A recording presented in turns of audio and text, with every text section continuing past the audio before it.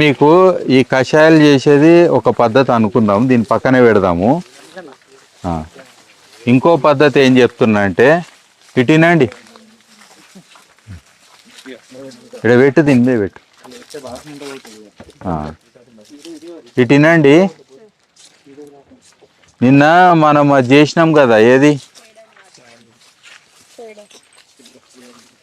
ఎన్నెన్నో చేసినాం, కానీ నిన్న ఒకటి ఏం చేసినామంటే మనము వెనిగర్ పట్టుకున్నాం.